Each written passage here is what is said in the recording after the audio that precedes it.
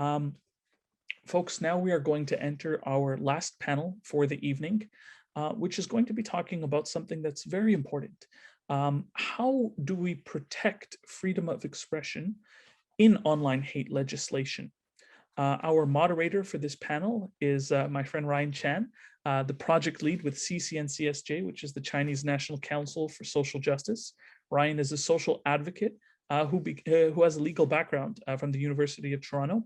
He's committed to affecting social change, but also by doing it, he serves on the board of directors with the Federation of Asian Canadian Lawyers and acts as a consultant for many NGOs.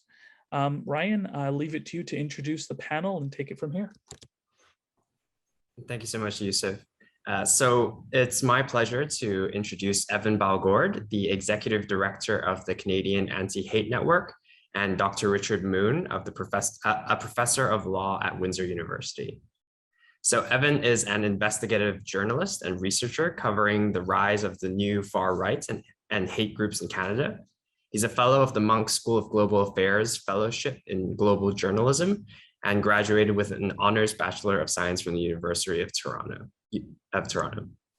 Dr. Richard Moon is a distinguished university professor and professor of law at the University of Windsor and the recipient of many law school and university-wide teaching awards. His research focuses on freedom of expression and freedom of conscience and religion. Welcome, everyone. Thank you.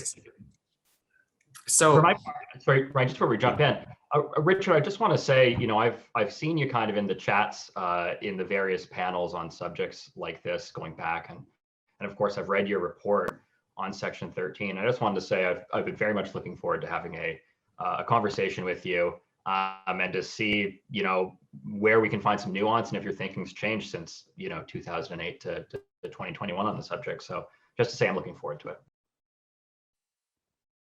Oh, Richard, I believe you're muted.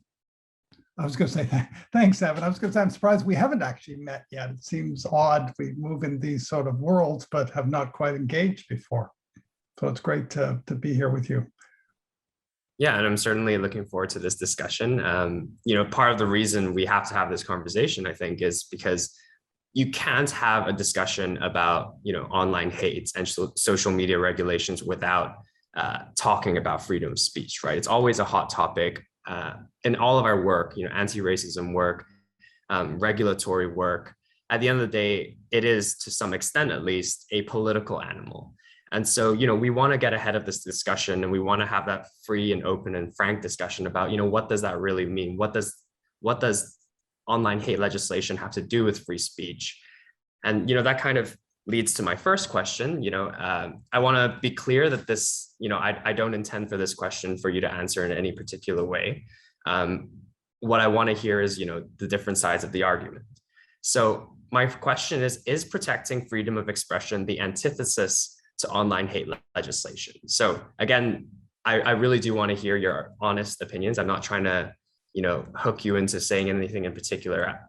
And, whichever position you take, I'd like to know, if not, why not? And, if you think it is the antithesis, like where do you think the balance should be? So if one of you would like to jump in. Sure. Well, I mean, I'll start. The argument today is, there's basically two main points we're kind of putting forward here. The first being that there's so much online hate right now, and it is so targeted, people feel so free to exercise it, that it is a minefield for like a woman, a person of color, an LGBTQ plus person to engage in our society, right? To have an opinion, to be political, to be a journalist, to enter politics.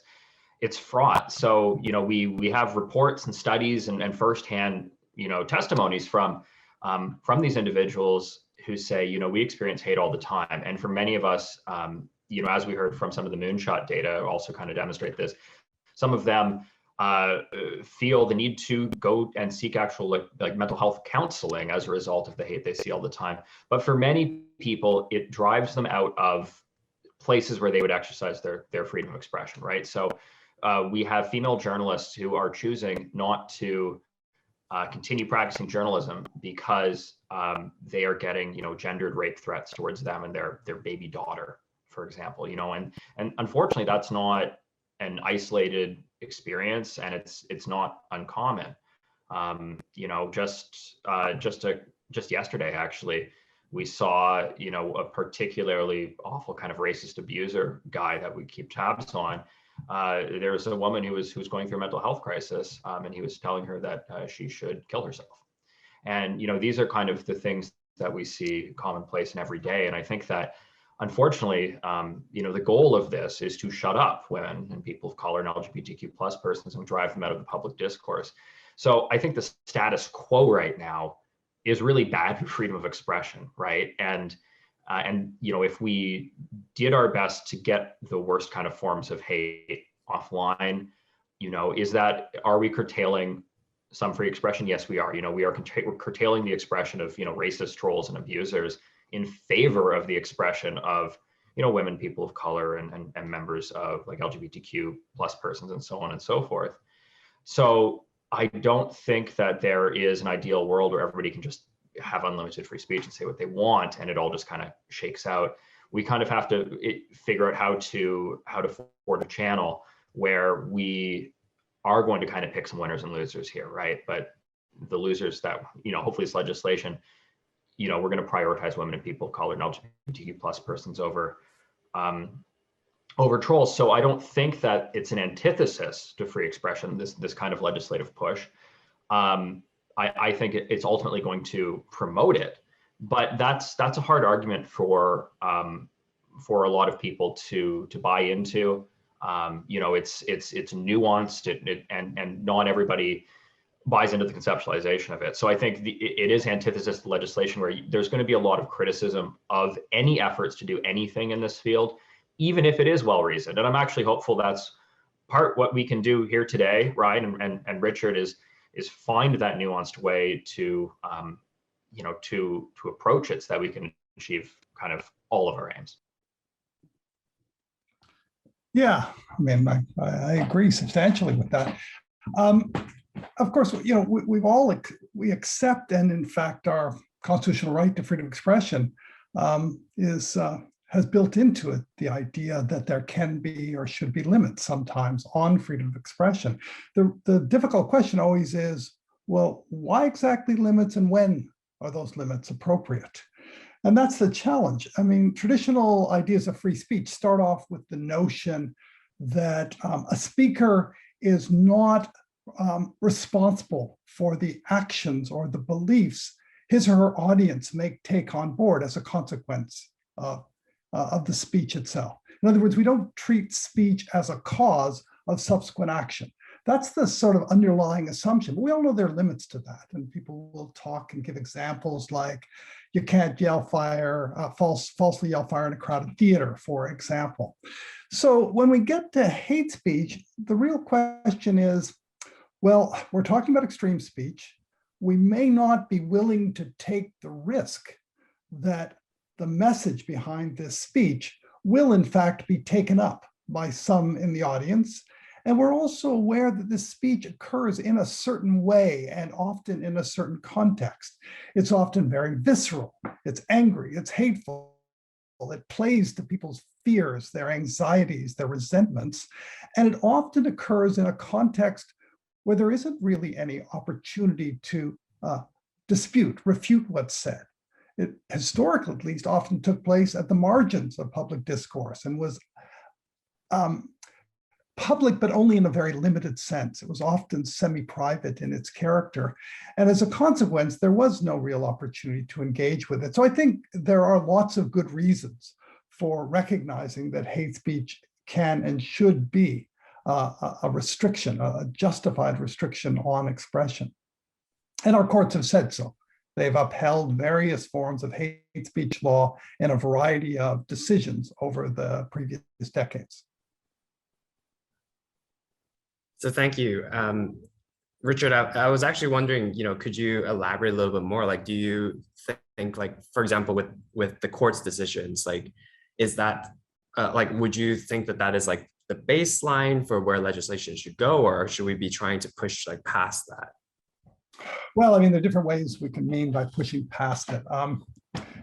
There's so many things that could be said here. I mean, whatever courts have said, and I think they're right on this, is that the law can, in a way that is compatible with a commitment to freedom of expression, can really only restrict extreme speech. And the courts talked about speech that involved the detestation, the vilification of members of a group. And I sometimes frame that as speech that if you were to take, if an audience member were to take its message seriously, were to take it on board, they would have to conclude that some kind of radical action against the members of a particular group was justified. That's how I often understand it.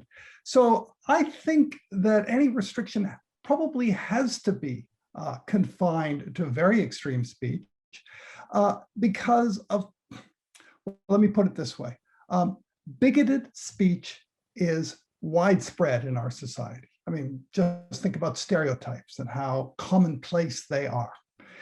The fact is that given how commonplace they are, it would be enormously difficult, impractical, in fact, troubling if the state were to try to intervene to expunge those from any kind of public space or public conversation. And given how widespread they are, I think it makes it even more vital that they be confronted, and we've got to think about how to confront or respond to them. But I want to add one more thing. Something was said about, obviously, social media and the way in which social media has enabled hateful views to spread more widely and really in many ways become part of the mainstream. And that's been really troubling. And I worry that hate speech law can be workable or effective in addressing hateful views that occur at the margins of public discourse, but can't really address or deal in an effective way or in a practical way when hate speech enters mainstream discourse. And I worry about the capacity of law to do that and the consequence of relying on law to do that. Yeah, so I do actually, correct me if I'm wrong, but I do think that perhaps we have, a difference in opinions between yourself and Evan. So, Richard, just to clarify, so you think that online hate legislation should be restricted to extreme speech, correct? Yeah, I think so. Yes. Okay. Evan, do you have any comments on that? Yeah, well, I mean, I would unpack it into kind of two different categories that might be helpful here. So we can discuss, the government looks like it's bringing back Section 13. So for the audience, we've kind of touched on Section 13. What happened? We used to have this Section 13 of the Canadian Human Rights Act, and the very short and easy version of it is you could go and make a complaint to the Canadian Human Rights Commission that somebody was using speech that could open up a group to harm. It was vilifying them. It was hateful, and the commission would hear those complaints, and if they were warranted, they would elevate them to the tribunal, and there'd be a hearing, and then the tribunal could order that person stopped. Essentially, it was repealed a number of years ago, even though the Supreme Court found it to be constitutional. So the government is looking at bringing Section 13 back. So here it might be useful to kind of draw kind of two boundary lines and kind of talk about or break this into two separate topics. Maybe we can talk about Section 13, where we're talking about, let's call it the pointier end of like the legal spectrum, right? We're talking about consequences ordered by a court. And then kind of the other thing that's happening, and it's kind of two prongs of a spear here, is that the government's considering legislation that would introduce regulations on social media companies for content, let's say, is extreme, but perhaps not to the level of extremity of things that we'd be considering under Section 13. So maybe it'd be helpful if we actually broke those two things out. I very much support the reinstatement of Section 13. And I noticed that, some of the recommendations that you had, Richard, around the time when you said it should either be repealed or it should be kind of clarified with a few things. Some of the clarifications you'd asked for looks like they are coming. So I'm wondering what are your thoughts on like the reinstating of Section 13? Yeah, I realize we're kind of out of time here. So these are large questions. I mean, my concerns about Section 13, years ago, and of course, it's important to remember that Section 13 and the report I wrote was in a very different context where hate speech was not, well, social media had very limited presence at that point, and hate speech was really occurring in marginal websites of different kinds. But my principal concerns were the burden it placed upon private citizens to make complaints and to carry that complaint through a process. And I don't think that's different. I think that's still a problem.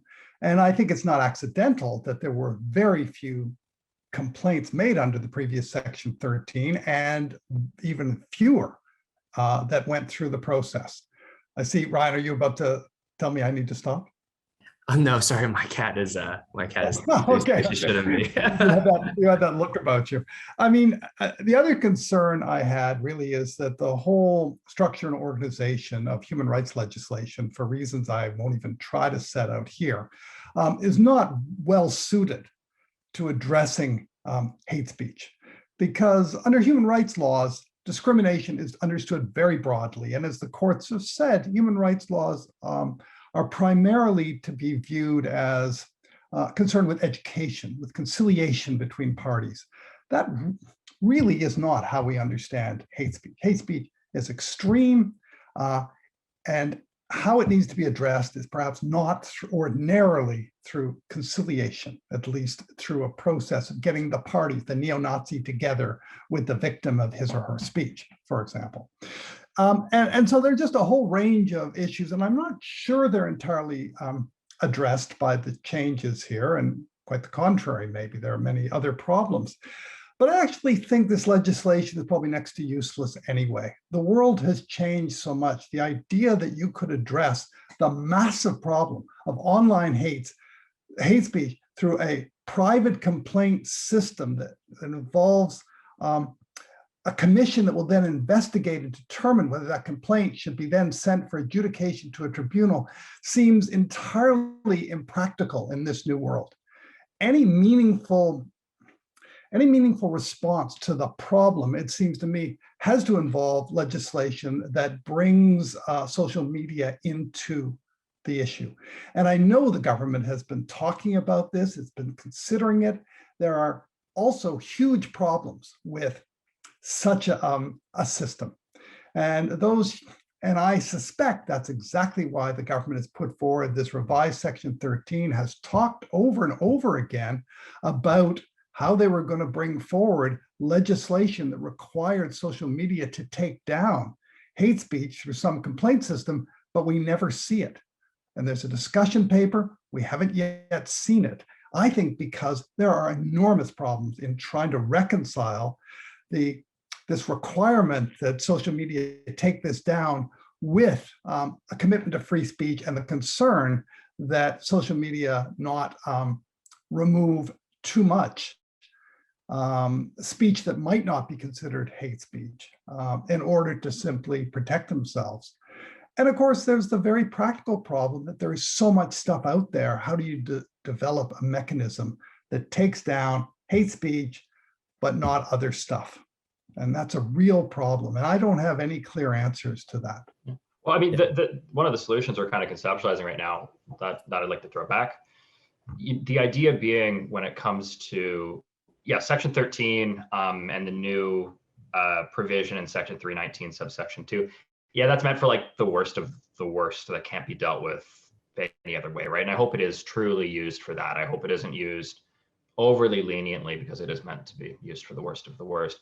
When it comes to the online harms legislation, the government requiring hateful content to come down, kind of one theme that was evident in your paper had to deal with the idea of violence. So it was my hope that we'd start with a definition that said, material that promotes or glorifies or celebrates the violence towards a protected group, Facebook or Twitter or whatever would have to remove it, right? And that if they were caught not removing it, they pay a fine. And that there could be like this independent regulator that, could be open and transparent with the public and could kind of update things so that, hate groups they can't just keep using a different slur for a racial group and like making up new language, but there's like an advisory body to stay on top of that, right?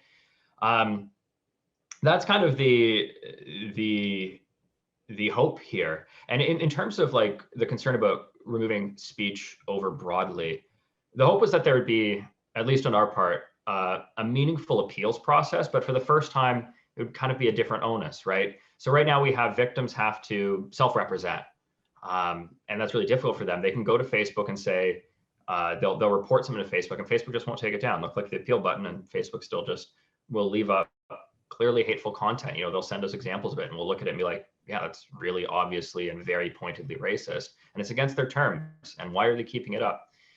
We know that Facebook's actually good at removing certain types of content. I mean, there's no child pornography on Facebook, basically. There's no like murder videos or cartel murder videos, or they're pretty good at taking those down too. They're pretty good at removing some kind of stuff. So the idea being that there'd be a requirement, and if somebody's stuff was taken down and it felt like it was in error, let's say somebody's being very critical of immigration or something, right? And somehow it tripped the censor that, the system thought it was racist. We'd hope that there'd be like a meaningful appeals process, but, it would be, yes, somebody would have to advocate to have their content put back up. It's a radical flipping on its head of the concept. Rather than the victim advocating, it would be the person who might have tripped the censor because Facebook thinks it's abusive. So I'm just wondering, what are your thoughts on kind of that flipping of the script? Yeah, so I also do want to be conscious of time. I do apologize. I know we've gone over. I guess I'll just quickly frame the issue, and perhaps we'll get like a last note from everyone.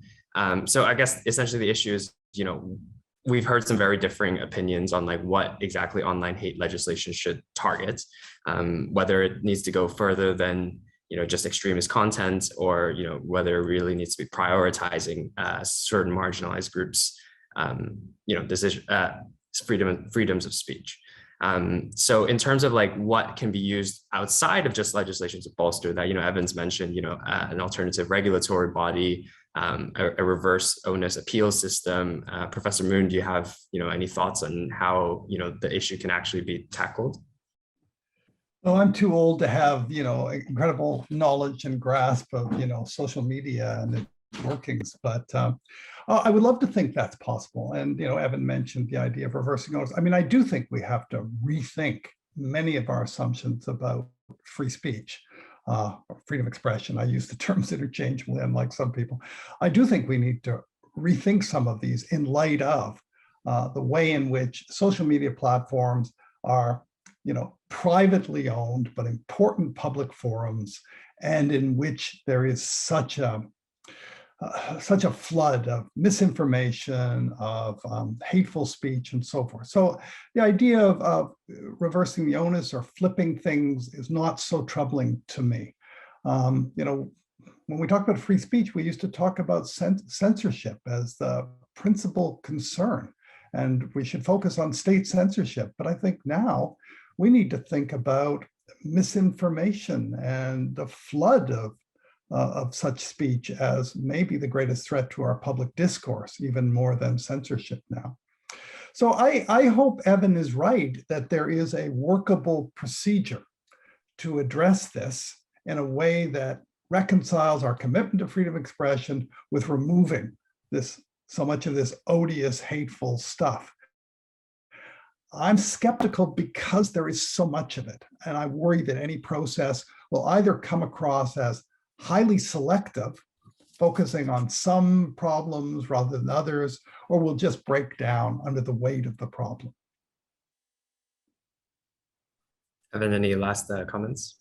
No, I mean, I think I share Richard's concerns there. I look forward very much, the government is expected to put out its technical paper on what it's thinking about this, legislation on online harms. And, I expect, we're going to run into each other on panels and kind of discuss it when we have some of those details. And I look forward to that. That's kind of where we stand. I mean, for the general audience, we've got this legislation is coming. It's written. The government's going to do a consultation process on it over the summer, where folks like myself and Richard and Ryan and many others are going to start arguing over the details on it and trying to find that correct balance of, removing hate speech without, going too far, both because, it becomes politically untenable and, we won't get the legislation if it goes too far, and because it's not good for it to go too far in the first place. So, I guess all I can say is, stay tuned. And, we've heard today how important it is for people who are harmed by this to get it done. And hopefully we can all be part of the conversation, figuring out how to do it in the most reasonable and effective way possible. So thank you again. Thank you, both of you. And, I'm just going to do a quick plug, for our own work at CCNCSJ. We like to think that we, Richard, like you said, the solutions are complicated. There's so much out there. Hopefully there are some third-party solutions, and we like to think that we have, or we're in the process of developing one of them. Essentially, we're using our own artificial intelligence algorithms to do research on and hopefully counteract ultimately the spread of online hate on disinformation and misinformation through the use of automated processes to detect and report for removal that kind of hate. So, hopefully that kind of solution is, compatible with what you have in mind, and that we can continue to have this conversation. You just muted there. All right. Thanks so much for including me in this, and lovely to meet everybody. Well, thank you so much, Ryan, for hosting the panel. Dr. Moon, Evan, thank you very much, gentlemen, for sharing the vision and the different perspectives. We're all on the same team.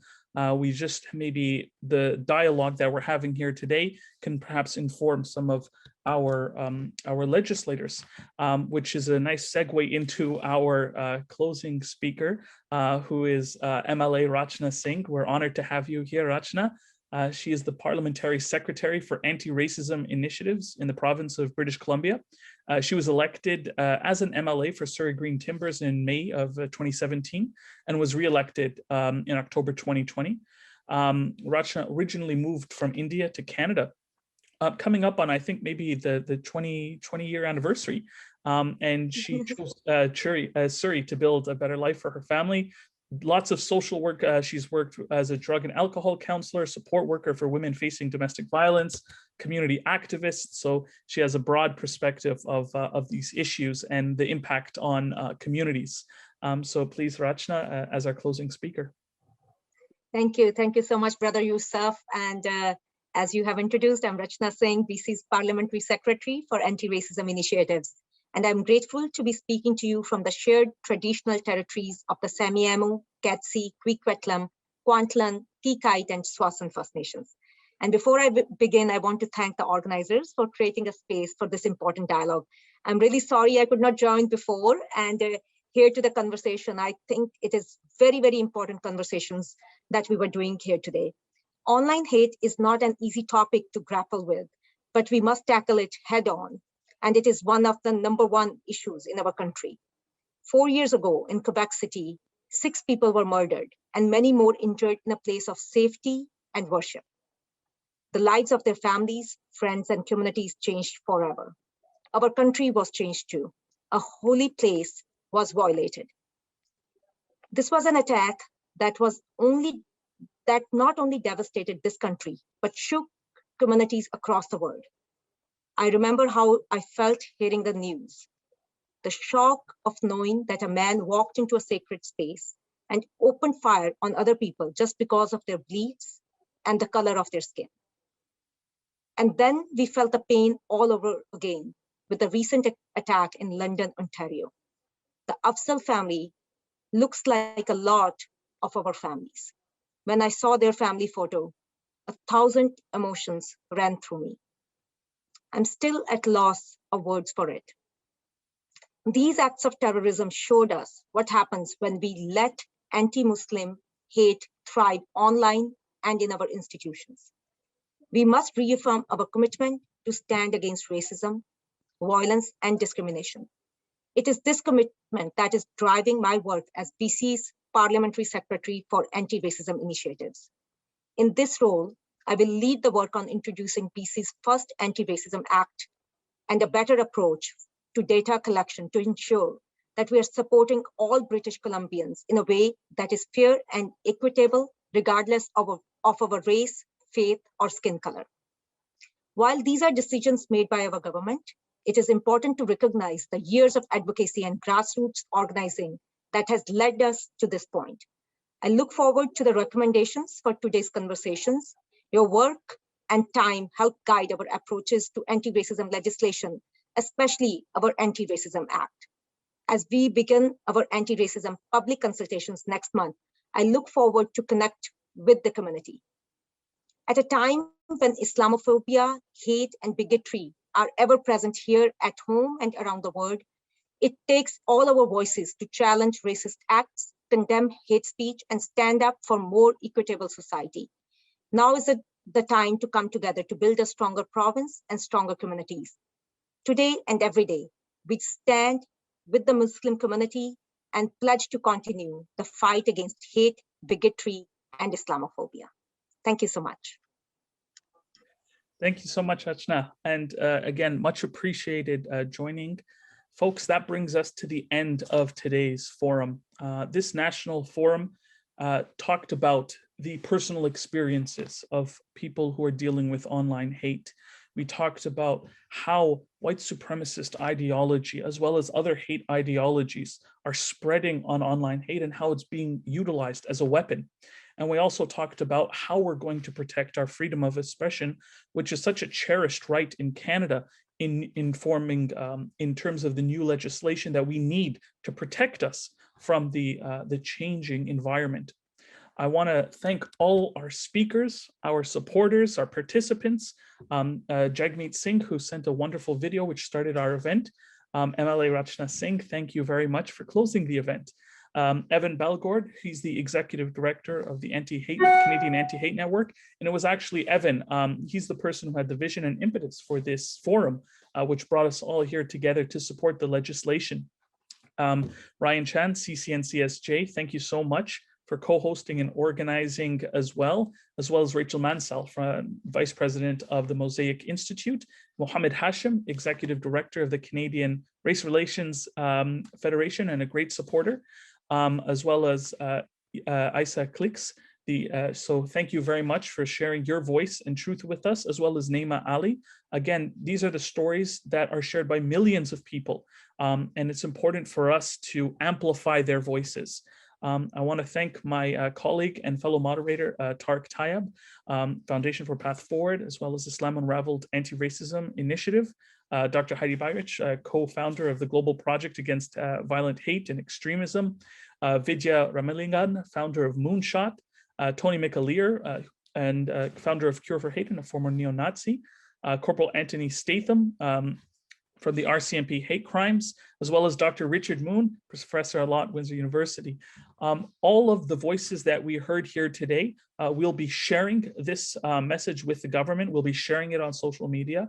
We'll be sharing it with those who need to hear it, both the full message as well as everyone's clips, so that each component can have its due.